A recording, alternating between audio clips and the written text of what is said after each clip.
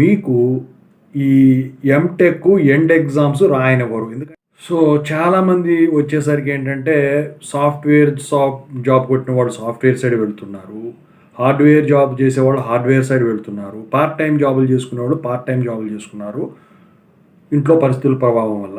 అయితే వీళ్ళు BTech B Pharmacy ఇట్లా ఎంతవరకు చదివిన తర్వాత హైయర్ స్టడీస్కి పెట్టుకోవడానికి డబ్బులు లేక చేసుకుంటున్నామన్నారు. అయితే అందరూ అడుగుతున్న ప్రశ్న ఏంటంటే ఈ జాబులు చేస్తూ ఎంటెక్ చేసుకోవచ్చా? అది సాఫ్ట్వేర్ జాబ్ అయినా హార్డ్వేర్ జాబ్ అయినా. ఇప్పుడు పీఈ సెట్ కూడా రాసుకోవచ్చా? దీని గురించి చెప్పబోతున్నాను. ముందుగా అయితే ఇంతవరకు ఈ ఛానల్ సబ్స్క్రైబ్ చేసుకున్న వాళ్ళు సబ్స్క్రైబ్ చేసుకోండి, ఈ వీడియోని లైక్ చేయండి, షేర్ చేయండి. మీకు ఏమైనా డౌట్స్ ఉంటే కాల్ మీ4 యాప్ వచ్చేసరికి తెలుగు ఇంజనీరింగ్ ఎడ్యుకేషన్ టెలిగ్రామ్ ఛానల్లో షేర్ చేసిన ఆ గ్రూప్లో జాయిన్ అయ్యి ఖచ్చితంగా అయితే కాల్ చేయండి. Software course work support channel కూడా సబ్స్క్రైబ్ చేసుకోండి. ఇక టాపిక్లో వెళితే సాఫ్ట్వేర్ జాబ్ కానీ హార్డ్వేర్ జాబ్ కానీ పార్ట్ టైం జాబ్ కానీ చేస్తూ ఉంటే మీరు ఎంటెక్ అయితే చేసుకోవచ్చు, పీజీ సెట్ అయితే రాసుకోవచ్చు. మరి మీరు అడగచ్చు క్లాస్ వర్క్ ఎలా అని. ఎక్కడో బాగా బ్రాండెడ్గా ఉన్న అటానమస్లు కాలేజీలు తప్ప అఫిలియేటెడ్ కాలేజెస్లో కొన్ని అటానమస్ కాలేజీలో క్లాసులు జరగడం ఉంటాయి చూసారా, వాటిల్లో మీరు మాట్లాడుకొని వెళ్ళి మీరు ఎగ్జామ్స్ అప్పుడు మాత్రం ఖచ్చితంగా అయితే సెలవు పెట్టుకునే విధంగా మీ ఆఫీసులో వాళ్ళు నెల రోజులు అడిగితే నెల రోజులు ప్రిపరేషన్ కానీ ఇట్లా ఇచ్చేటట్టయితే పర్మిషన్ తీసుకొని వాళ్ళు పర్మిషన్ ఇచ్చేటట్టు ఉంటే మీరు ఎంటెక్ అయితే జాయిన్ అవ్వచ్చు. ఒక ఎంటెక్కే కాదు, ఎంఫార్మసీ జాయిన్ అవ్వచ్చు, ఎంబీఏ జాయిన్ అవ్వచ్చు, ఇంకేదైనా జాయిన్ అవ్వచ్చు. అయితే ఇక్కడ మీరు గమనించాల్సింది ఒకటి ఉంది.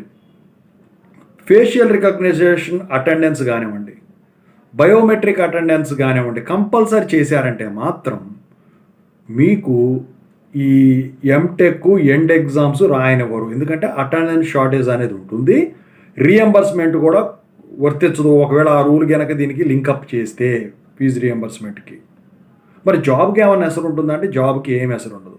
మరి ఈ ఎంటెక్ ఈ రూల్స్ ఏం లేవు, నేను ఎంటెక్ జాయిన్ అయ్యాను, ఎంటెక్ కంప్లీట్ చేసేసాను, అయితే ఇప్పుడు ఈ ఎంటెక్ చేసే 2 సంవత్సరాలు ఎంఫార్మసీ చేసే 2 సంవత్సరాలు నేను చేసిన జాబ్ ఎక్స్పీరియన్స్ ఉపయోగపడుతుందంటే ఎట్టి పరిస్థితిలో ఉపయోగపడదు. ఎందుకంటే నువ్వు 2 పనులు ఎలా చేసావా, జాబ్ ఎలా చేసావు, అట్ ఏ టైం చదువు ఎట్లా చదువుకున్నావు, నువ్వు చదివింది రెగ్యులర్, మరి నువ్వు ఇది ఎలా చేసావని చెప్పేసి వాడు అడుగుతాడు. అయితే మీరు కనుక ఎంటెక్ ఎంఫార్మసీ చదువుకుని పెట్టుకోవాలనుకుంటే ఆ 2 సంవత్సరాలు చేసిన జాబ్ది ఎక్స్పీరియన్స్ తీసేయాలి. కాదు జాబ్ ఎక్స్పీరియన్సే కావాలనుకుంటే ఈ ఎంటెక్ సర్టిఫికేట్ సబ్మిట్ చేయకూడదు. అలా ఉంటుంది. అయితే చాలామందికి తెలియని డౌట్ ఒకటి ఉంది. ఏంటంటే ఈ ఎంటెక్ ఎంఫార్మసీ ఇవన్నీ కూడా కాలేజీకి వెళ్ళే పని లేకుండా మిడ్స్ రాస్తాము, ఎండ్ ఎగ్జామ్స్కి వెళ్తాము. మిడ్ ఎగ్జామ్స్ పక్కన పెట్టేసి అంటే మీరు రాసినా వేరే వాళ్ళతో రాపించినా ఎండ్ ఎగ్జామ్స్కి వెళ్తాము, ప్రాజెక్టు ఇవన్నీ వెళ్తాము.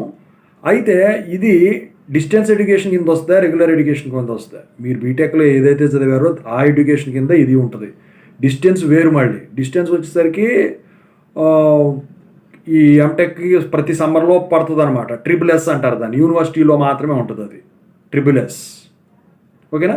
సో అది డిస్టెన్స్ ఎడ్యుకేషన్. ఇది మాత్రం మీరు రెగ్యులర్ టైప్. మరి ఇప్పుడు ఏదైనా ఉద్యోగానికి వెళ్ళారు ఎంటెక్ మీద జాబ్ ఫ్రెషర్గా కొట్టడానికి మళ్ళీ ఇంకా మంచిది. అప్పుడు వాళ్ళు అడుగుతారు నువ్వు డైలీ కాలేజ్కి వెళ్ళావంటే వెళ్ళానండి అని చెప్పాలి.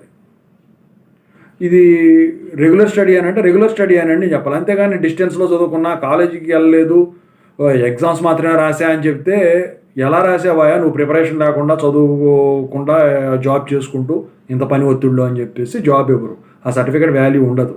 అంటే నువ్వు మోసం చేసినట్టు అనమాట యూనివర్సిటీ వాళ్ళు. సో అందుకని అలా చెప్పకూడదు. ఇంకేమైనా డౌట్స్ ఉంటే కామెంట్ చేయండి, లేకపోతే కాల్ చేయండి.